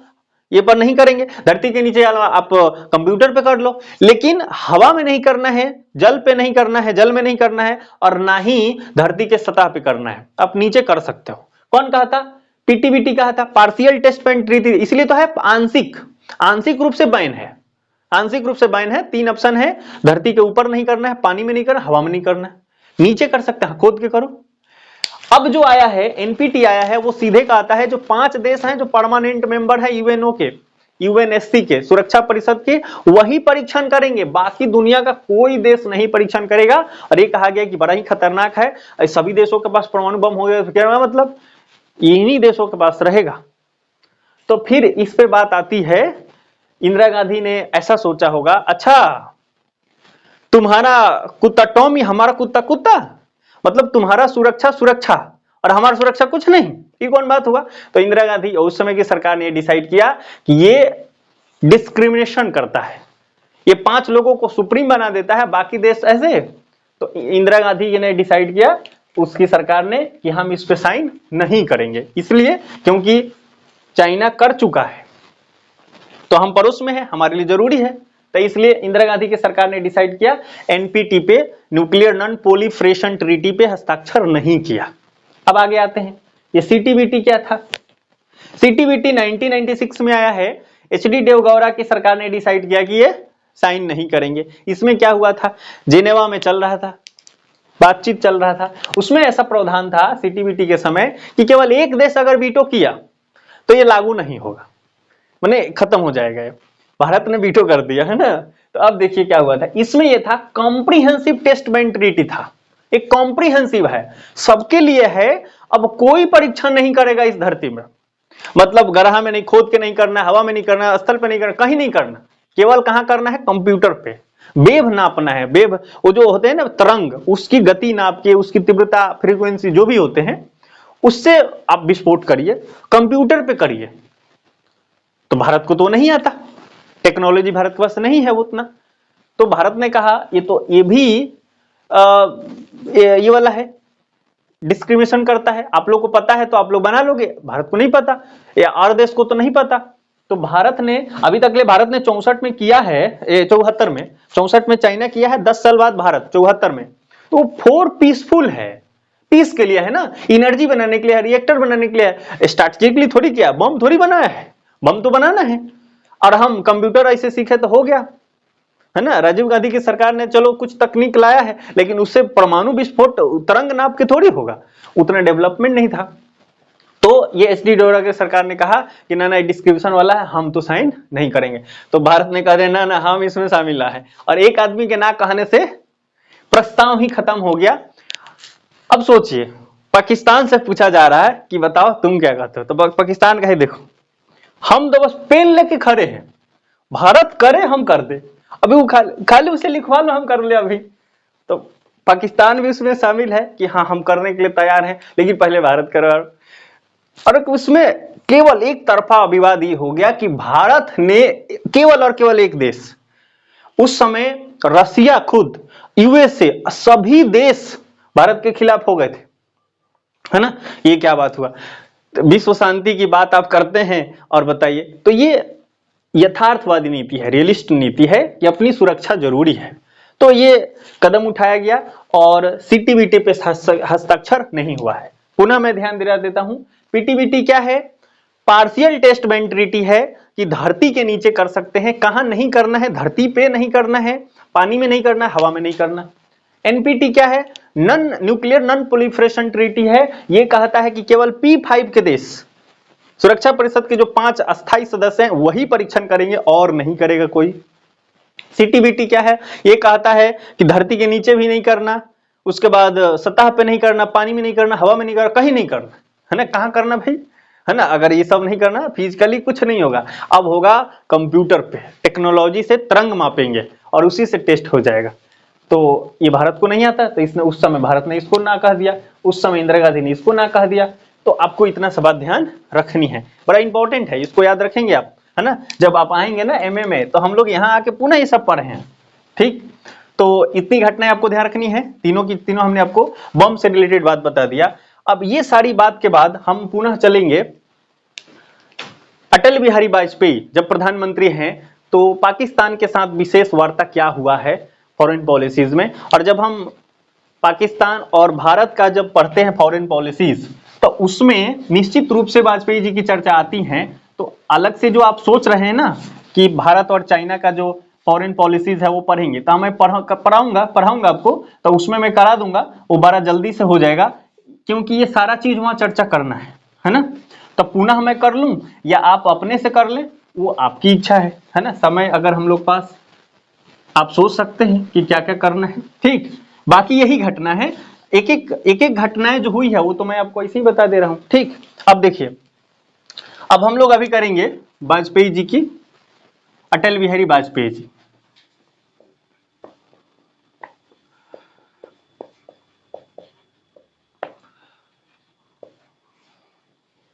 और इंग्लिश वाले नाम तो लिख सकते हैं इंग्लिश में, ऐसे अटल लिखते हैं ATAL। ठीक, तो अटल बिहारी वाजपेयी आ गए हैं, ये प्राइम मिनिस्टर बने हैं। ठीक, ये प्राइम मिनिस्टर बने हैं। घटना डायरेक्ट हम लिखते हैं 1998 में होता है सेकंड एटॉमिक एक्सप्लोजन। ठीक, या फिर आप ऐसे बोल लें न्यूक्लियर टेस्ट होता है। इस सेकंड बार एक्सप्लोजन हुआ, फर्स्ट बार कौन किया था 74 में इंदिरा गांधी ने किया था, तो फर्स्ट वो हो गया, ये सेकंड है और ये क्या है, न्यूक्लियर टेस्ट है, यानी परमाणु परीक्षण हो गया है। और ये राजस्थान के पोखरण में हुआ है। और यहां पे भारत ये डिक्लेयर कर दिया है कि अब जो भारत है एटम बम बना लिया है सामरिक रूप से, अगर आप चलाओगे तो हम भी चलाएंगे। ये 1998 की घटना है। और मैंने आपको ये बता दिया था, याद दिला देता हूं, 1999 में भारत ने न्यूक्लियर पॉलिसी बनाया है। न्यूक्लियर पॉलिसी में बोला है नो फर्स्ट यूज थियरी, कि भारत पहले आक्रमण नहीं करेगा, कहीं भी भारत एटम बम पहले नहीं गिराएगा, नो फर्स्ट यूज थियरी लागू करते हैं। और दूसरी बात उसने लिख दिया है कि अगर केमिकल और बायोलॉजिकल अटैक होगा हम पे, चाहे कोई भी देश करे, तो हम वहां न्यूक्लियर अटैक कर सकते हैं। ये भी घटना हमने आपको बता दिया है। अब चलिए 1998 के बाद अब आगे घटना आ गया है 1999 आ गया है। इस 99 की घटना में क्या हो रहा है ये जानना है, बड़ा इंटरेस्टिंग है। देश के प्रधानमंत्री हैं अटल बिहारी वाजपेयी और पाकिस्तान के प्रधानमंत्री है नवाज शरीफ, है ना, नवाज शरीफ। अब देखिए, अटल बिहारी वाजपेयी ने उदार हृदय से कोशिश किया पाकिस्तान और भारत के रिलेशन को ठीक करने का, बड़ा कोशिश। और ये एक इनिशिएटिव है और बड़ा ये हृदय वाला कर सकता है, छोटे आदमी के बस का काम नहीं है कि आप ऐसे लोगों के पास जा रहे हैं जो जिससे इतनी सारी द्वंद है और आप बस यात्रा कर रहे हैं लाहौर से अमृतसर से लाहौर बस से जाते हैं।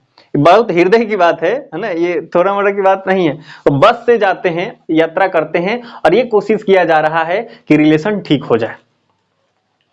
और उसने कुछ इनवाइट भी नहीं किया है, हम इनिशिएट ले रहे हैं कि हाँ चलो हम ठीक करते हैं। तो बातें ऐसी समीकरण बना, तो अब मीटिंग हो रहा है संबंध ठीक करने के लिए। तो 1999 में जो वाजपेयी जी हैं वो अमृतसर से बस यात्रा करते हैं और कहां से जाते हैं, अमृतसर से जाते हैं लाहौर। ठीक है, अमृतसर से कहां जाते हैं, लाहौर। इसलिए कहा जाता है बस डिप्लोमेसी। बस,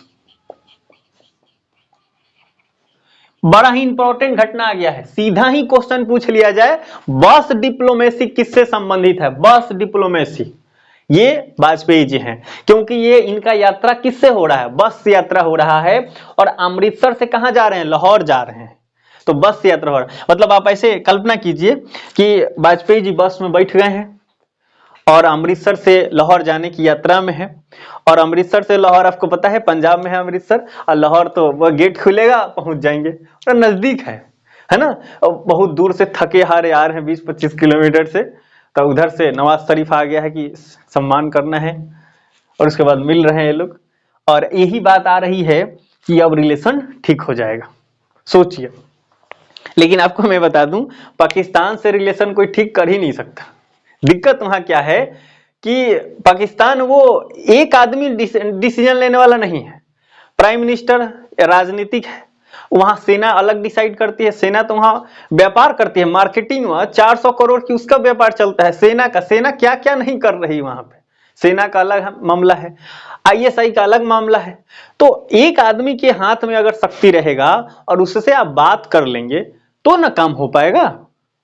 और शक्ति ही अलग अलग लोगों के पास, शक्ति अलग अलग कहने का मतलब कि सुप्रीम पावर एक व्यक्ति के पास नहीं है। भारत में है क्या? भारत में भी ऐसे पार्टिसिपेशन और पृथकीकरण की बात होती है, वो मुझे भी पता है, डिवीजन और सेपरेशन पावर है।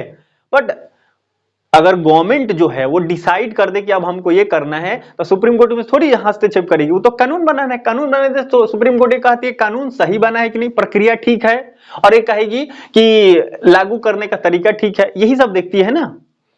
और केंद्र सरकार जो है वो अपना डिसीजन ले लेती है। लेकिन वहां ऐसा नहीं है, वहां की केंद्र सरकार डिसीजन लेने आए तो सेना अलग ही डिसीजन ले लेगी, आईएसआई अलग ही डिसीजन ले लेगा, तो कैसे रिलेशन ठीक होगा? तो ठीक नहीं हो सकता। दिक्कत ये है ना।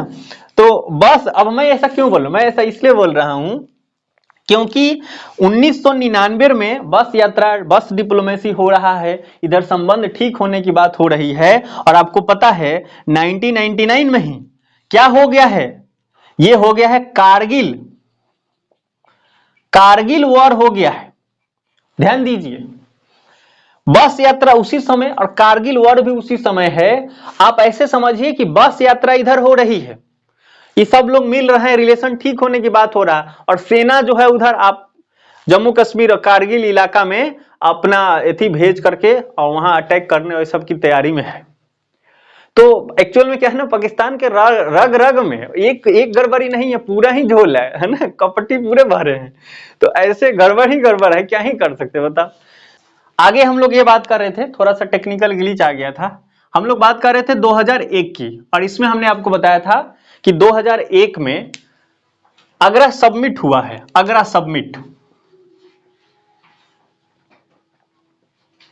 आगरा सबमिट में क्या हुआ था? आगरा सबमिट में ये हुआ था कि भारत के प्रधानमंत्री हैं कौन?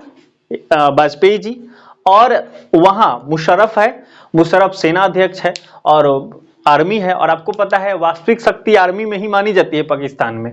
तो जब ये घटना हो रहा था ना, आगरा सबमिट, तो ऐसा लग रहा था कि अब तो भारत और पाकिस्तान का जो रिलेशन है बड़ा बढ़िया हो जाएगा, क्योंकि हमेशा राजनीतिक रूप से लोग सबमिट करते थे, शिखर वार्ता होता था। अब की बार क्या हो रहा, आर्मी चीफ आ रहा है ना, अब तो पक्का ही ठीक हो जाएगा। अब भारत भी बड़ा तवज्जो दिया गया उसको, डिक्टेटर था, है ना। एक्चुअल में जब ये हुआ था कारगिल वॉर, तो उस समय नवाज शरीफ की सत्ता चली गई, है ना, युद्ध में हार गए वो लोग, तो इसलिए सत्ता चली गई। और उसको पकड़ना उसको चाहिए, जनता भी वहां कम नहीं है, नहीं आ पाई, उसको पकड़ना चाहिए ये मुशर्रफ को कि तुम्हारे वजह से तुम इधर अटैक कर दिए ना, तो सब कुछ बढ़िया चल रहा था, रिलेशन ठीक हो जाता। तो उसने क्या उल्टा इल्जाम लग गया कि इसके वजह से हम लोग हार गए। तब नवाज शरीफ की सत्ता चली गई और उसने उसको हटा करके और डिक्टेटरशिप ला दिया और उसने कंट्रोल कर लिया। तब नवाज शरीफ हट गया है, मुशर्रफ आ रहे हैं और आया है यहाँ पे, मीडिया में बड़ा हाइप करके दिखाया जा रहा है ये आ रहे हैं, है ना। उसके बाद उसका दिल्ली में, उसका पहले लोग रहते, जब भारत और पाकिस्तान एक में थे तो दिल्ली में उसके फैमिली रहता था, पहले ये चले गए थे वहां। तो जब आए तो दिल्ली में अपने घर पे जा रहे हैं और ऐसे देख रहे हैं, मीडिया दिखा रहा है कि ये हो रहा है। आप कभी देखना सर्च मार के कि आगरा सबमिट कैसे हुआ था, तो उसके बारे में आपको मिलेगा इंटरेस्टिंग चीज। तो पूरा मीडिया हाइप करके दिखा रहा है। ये 2 दिन का सबमिट था, आगरा सबमिट, आगरा में हुआ था, ऑर्गेनाइज किया गया था, उसमें काफी लोग थे। अब वाजपेयी जी हैं, अब बातचीत हो रहा है और बातचीत के दौरान ये बातें हो गई थी कि हाँ अगले दिन बहुत कुछ चीजों पे साइन होगा और सफल होगा तो रिलेशन बड़ा अच्छा हो जाएगा। लेकिन मीडिया ने इतना हाइप करके दिखा दिया, वो तो मान लो कि एक तानाशाह था, तो तानाशाह को ज्यादा मिलती नहीं है तवज्जो आमतौर पे सिविलियंस के साथ, लेकिन उसको मिल गया और रात में उसको साइकोलॉजिकली प्रॉब्लम हो गया, मनोवैज्ञानिक, और सुबह उठते मतलब उसका चाल ही बदल गया। और क्या हुआ कि जब कुछ बातचीत हो रहा था तो वाजपेयी जी ने ऐसा बोला होगा कि हाँ शुरू करो। उस समय शुरू करो क्या मतलब, पहले जम्मू कश्मीर फाड़ जाते हैं, मतलब कई बात हो रही है, उसमें जम्मू कश्मीर का डिस्प्यूट फिर आ गया है और वो कह रहा कि पहले ये सल्टाइए। तो अब वाजपेयी, आप एज्यूम कीजिए हम लोग ऐसे बात करें, एक्चुअल में इसका सारांश ऐसा है कि आगरा सबमिट फेल हो चुका है, तो हम लोग याद करने की कोशिश कर रहे हैं कि अब फेल हो गया है तो क्या क्या हुआ होगा। अब ऐसा मान लो जो मुशर्रफ है ऐसा बातचीत में कि नहीं, वाजपेयी जी बोले होंगे कि हाँ बात शुरू करते हैं, वो बोला होगा कुछ कुछ बात हो, उसके बाद बोला कि नहीं पहले जम्मू कश्मीर की बात फरिया लीजिए। तो ऐसे वाजपेयी जी बोले रुको रुको, चाय रुक दो अभी, पानी हटाओ हटाओ, फिर भाग जाओ यहाँ से। ऐसा कुछ घटना हुआ होगा, ये तो मैंने मजाक में कहा, पर एक्चुअल में ये हुआ था कि जम्मू कश्मीर के मुद्दा को पुनः लेकर के आगरा सबमिट फेल हो गया, कोई निष्कर्ष ही नहीं निकला, कोई रिजोल्यूशन ही नहीं पास हो पाया, फेल हो गया, मानो पूरा 100% फेल। तो ये फेल हो गया। एक दो दिन की ये घटना थी, 2 दिन के लिए सबमिट हुआ था, ऐसा कहा जा रहा था कि ये हो जाएगा वो हो जाएगा। मीडिया पूरा भावुक हो गई थी और निकला कुछ नहीं, यही बात खोदा पहाड़ निकली चोहिया। तो रिलेशन ठीक पुनः नहीं हुआ और 2001 में ही संसद पे अटैक हुआ है, संसद पे हमला। तो ये भी घटना आपको याद रखना है, संसद पे हमला हुआ है। अब आगे हम आते हैं, सीधा ही हम 2005 पे आ जाएंगे। और 2005 में क्या हुआ है आपको पता है, यूपीए की सरकार आ गई है, 2004 में चले गए हैं वाजपेयी जी, अब आ गए हैं मनमोहन सिंह, सरकार बन गए हैं और 2014 तक चले हैं, ये 10 साल की उनकी सरकार है मनमोहन सिंह की। 2005 में मनमोहन सिंह प्राइम मिनिस्टर है भारत के। और बात करें यूएसए में, तो यूएसए और भारत के बीच एक संबंध हो रहा है और एक समझौता हुआ है, सिविल यानी नागरिक, civil nuclear agreement. Civil nuclear agreement मतलब नागरिक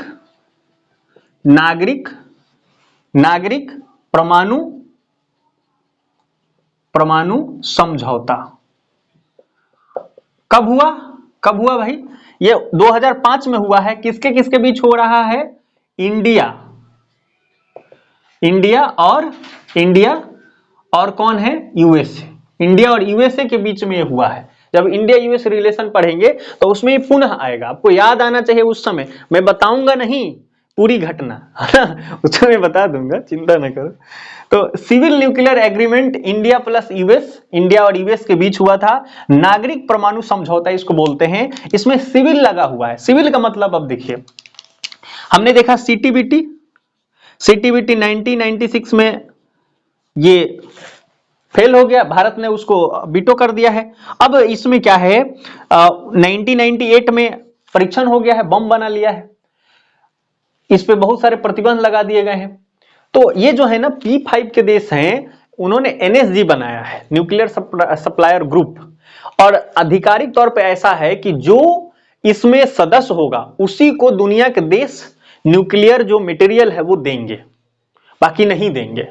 तो भारत उसमें नहीं है, तो इस वजह से भारत को नहीं मिलता था।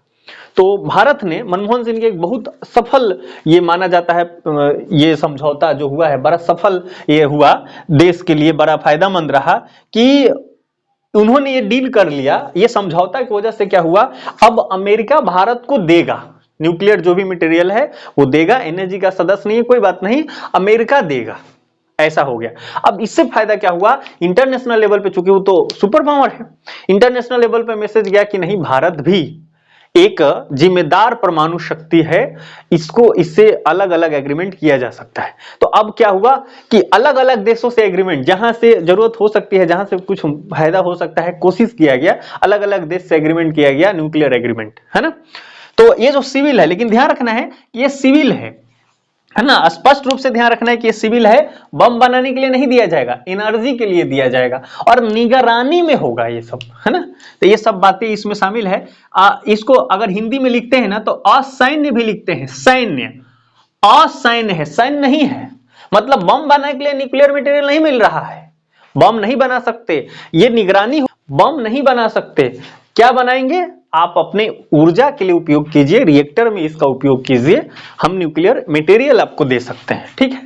तो न्यूक्लियर एग्रीमेंट हुआ है, आपको ध्यान रखना है 2005 में। और ये सिरे कब चढ़ी? सिरे चढ़ी मतलब लागू कब हुआ, अप्लाई कब हो गया हमारे देश में? हमारे देश में 2008 में ये लागू हो गया है, क्योंकि इंटरनेशनल लेवल पे कोई भी एग्रीमेंट होता है ना, उसको बिल पास कराना होता है संसद से, है ना। हमने देखा था इंडियन फॉरेन पॉलिसीज के जो डिटर्मिनेंट्स हैं कौन कौन है, संस्थागत इंस्टीट्यूशनल एलिमेंट में चर्चा किया था, संसद पार्लियामेंट, वहां से बिल पास करने होते हैं। और यही घटना हमने आपको चर्चा में लिया था उदाहरण के तौर पे। तो ये 3 साल के बाद ये बिल पास हुआ है। मनमोहन सिंह की सरकार खतरे में आ गई थी, बड़ा दबाव हो गया था उस समय, पर कोई बात नहीं, 3 साल बाद सिरे चढ़ गया और बड़ा अच्छा इसका सफल माना जाता है। चलिए, इसके बाद हम एक इंपॉर्टेंट घटना की बात करेंगे, सीधे आ जाते हैं 2008 में। और आपको पता है कि 26/11 की हमला हुई थी, 26/11 यानी 11वां महीना था। मुंबई अटैक इसको बोलते हैं, मुंबई अटैक, जिसमें कसाब को पकड़ा गया था जिंदा। नैना पाटेकर ने इस पर मूवी भी बनाया है, तो आप देख सकते हैं। और कसाब ऐसा इंसान है, उसके जस्टिस के लिए हमारे देश में सुप्रीम कोर्ट रात में खोल दी गई थी, है ना। पूरी घटना आप जानेंगे, बड़ा इंटरेस्टिंग है, हालांकि इसमें हम चर्चा नहीं करने वाले हैं, आपको मैंने हिंट्स दे दिया है। तो 2008 में ये घटना हो गई है, मुंबई अटैक, ठीक। अब चलिए 2008 के बाद हम क्या बात करेंगे? अब हम सीधे बात करेंगे, आ जाते हैं 2016 में। 2016 में प्रधानमंत्री कौन बन गए हैं? मोदी जी आ गए हैं 2016 में। और 2016 में यहां पे उरी अटैक आपको याद होगा, ये सब तो हम लोग के समय हुआ है, उरी अटैक। यहीं से क्वेश्चन आपका आया है, यहीं से क्वेश्चन आया है, जो क्वेश्चन मैंने आपको ग्रुप में भेजा था स्क्रीनशॉट लेकर, 2024 CUTPG का। उरी अटैक 2016 में हुआ है, ठीक। और 2019 की बात करें तो इसमें कौन हुआ है? पुलवामा, पुलवामा अटैक,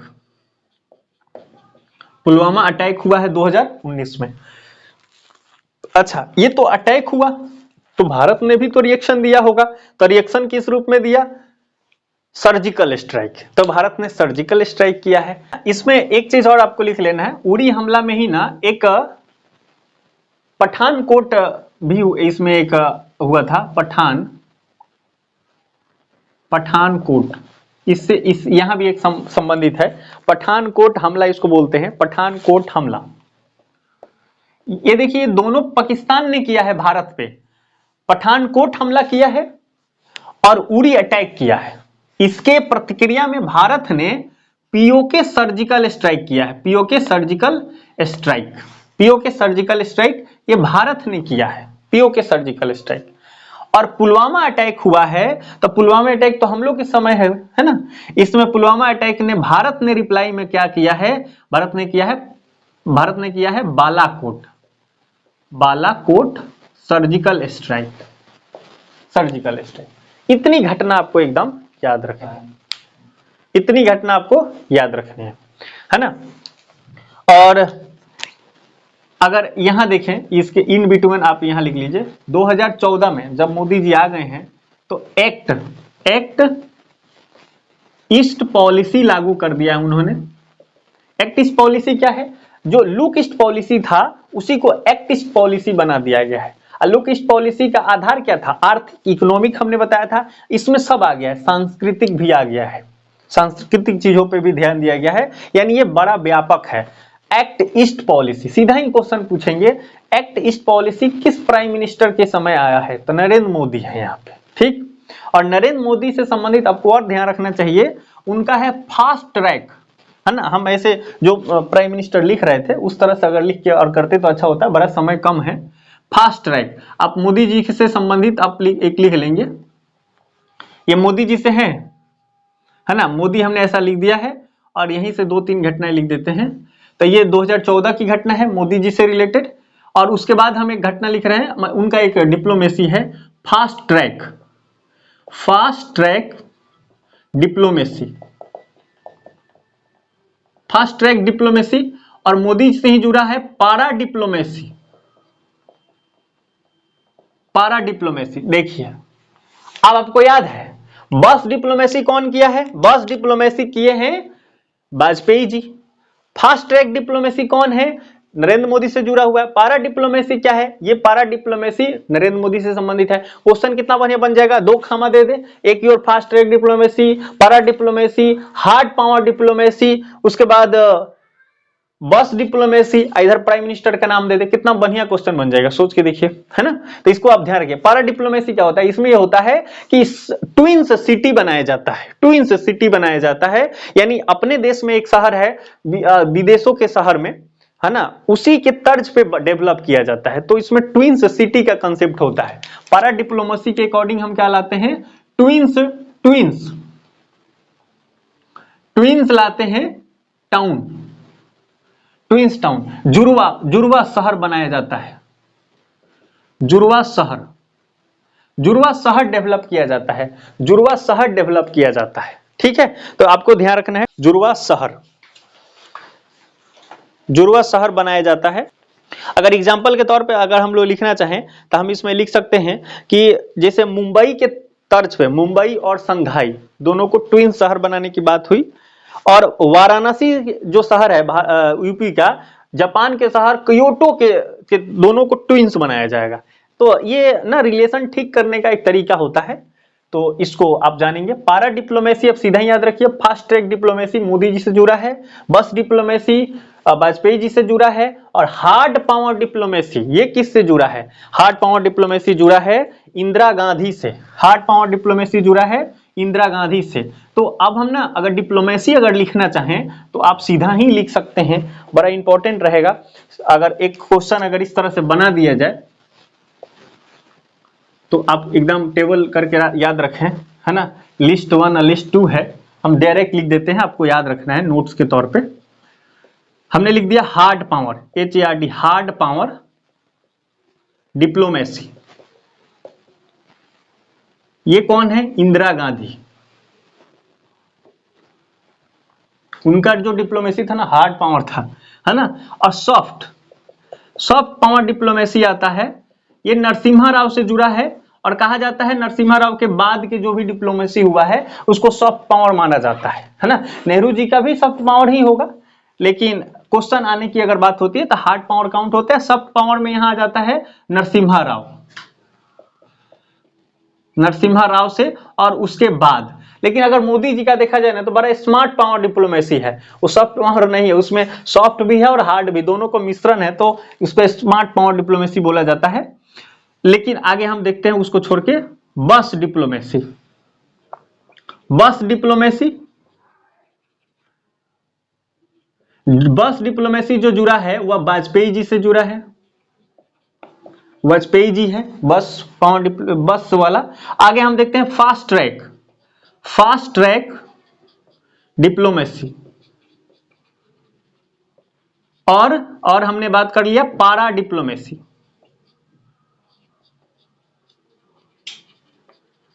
तो पारा डिप्लोमेसी इस कौन है? नरेंद्र मोदी, ये मोदी जी हैं।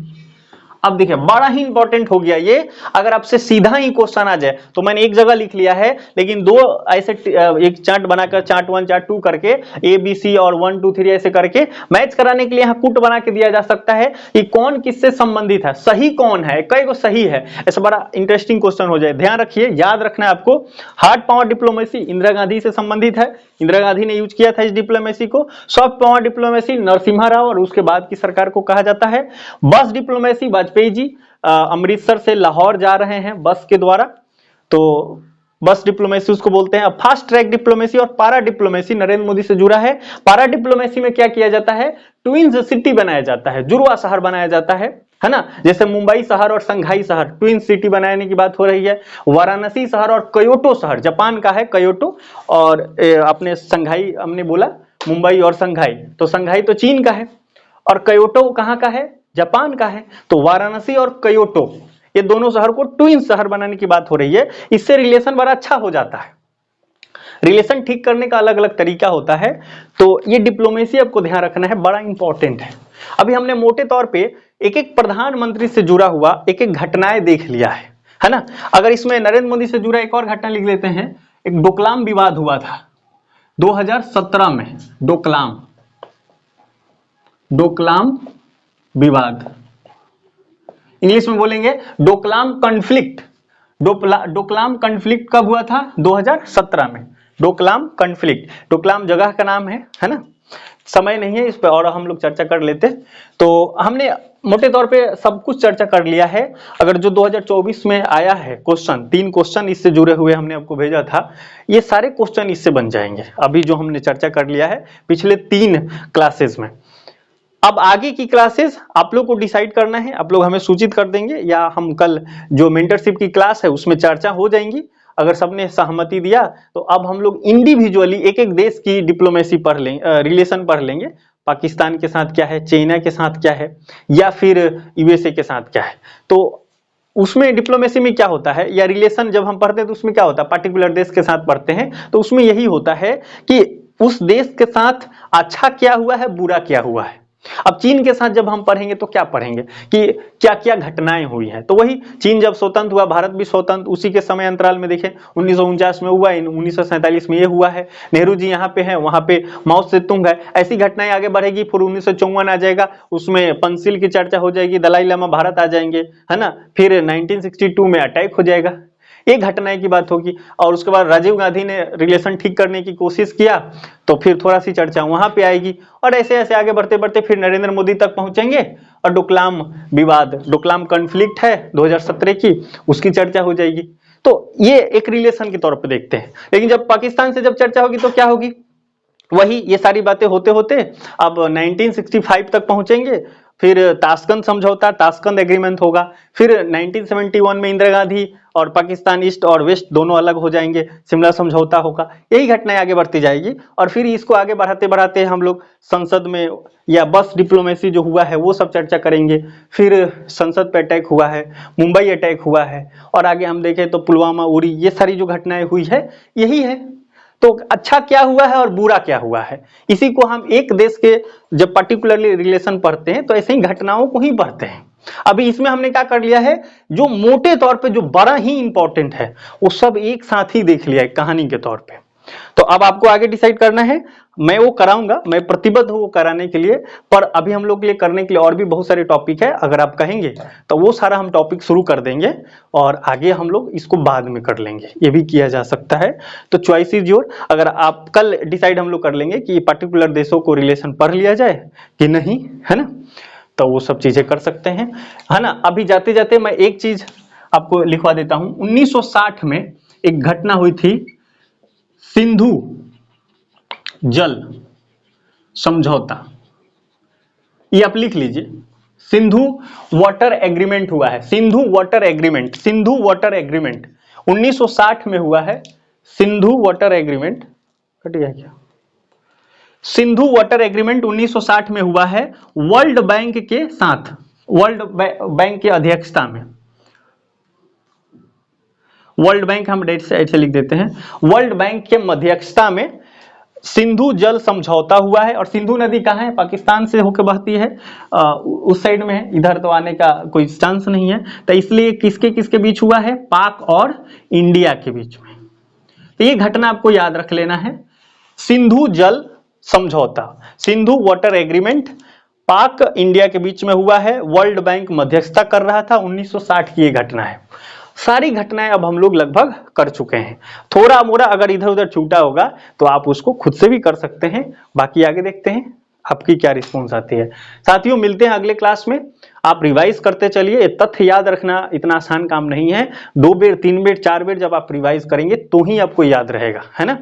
मैं कभी कभी खुद कंफ्यूज हो जाता हूँ, इतना सारे तथ्य हैं कि, तो ये हमको भी रिवाइज करना है, आपको भी रिवाइज करना है, और ये करते रहना है, छोड़ दीजिएगा भूल जाइएगा। ऐसा ना सोचिए कि आज आपने कर लिया तो अब एग्जाम में सीधे काम हो जाए ना, ये करना पड़ेगा, थोड़ा याद भी करना पड़ेगा। सब घटनाएं आपने समझ लिया है ना, तो कुछ चीजें याद करनी पड़ेगी जो डेट्स वगैरह होते हैं। मिलते हैं अगले क्लास में इसी उमंग के साथ। जय हिंद, जय भारत।